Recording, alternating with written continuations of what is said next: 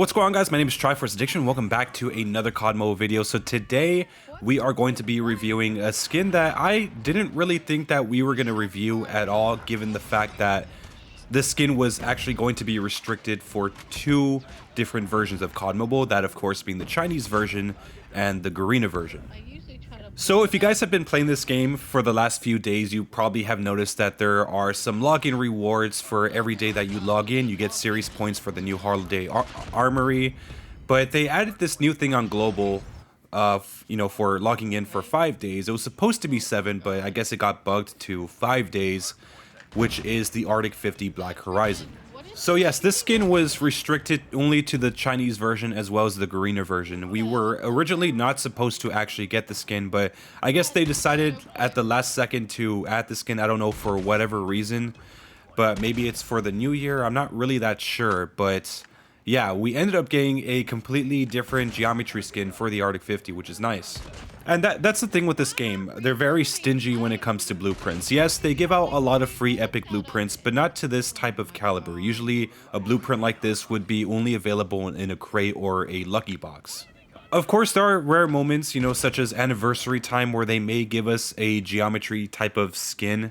But of course, those are very rare occurrences since they only happen like once a year.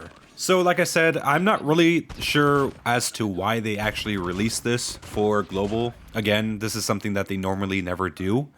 But I don't know, there might be a reason for it. Maybe it's a Christmas gift to all of us, or maybe it's a New Year's gift. I don't know, but I'm still grateful that we got this anyways, because this is actually a pretty cool skin. It couldn't have come to a better gun than the Arctic 50, especially in this season where it actually got buffed. I know a lot of people consider the stopping power thing to be a nerf, given that it takes away the extra damage as well as the multiplier damage. But keep in mind, for multiplayer, it still functions the same. The only difference this time around is that it doesn't weigh down your gun that hard. So I would say, at least for multiplayer, it is a pretty huge buff. So what about the skin itself? So I would say this is probably kind of like somewhat of a red action type of skin, but like on steroids. There are some things I've noticed even now as of recording this video that I did not notice when I was, actually playing with the gun. But this gun does have some pretty unique features to it, at least, when it comes to this blueprint. And even taking a closer look right now, I think this was actually supposed to be a 4th anniversary gun, because if you notice on the stock of the weapon, or I guess under the scope, you see the COD Mobile symbol alongside a number 4 on the center of that set symbol. So maybe by some chance they were not able to actually release the skin during the 4th anniversary for whatever reason, so they're just releasing it now. I think there was a good place to put it. The best I could think of is maybe just have this as a reward for those players that went the extra mile to get all the letters for that board game last season. Keep in mind, the RPD, you needed 120 letters, I think, but there were still 30 more letters that you could have gotten. So I think you could have added that as an extra reward. I don't know. So yeah, this is kind of like a weird red action-ish type of skin for it. It does have some pretty cool features. There's one that I did notice recently where, it does have some lights on the side of the gun.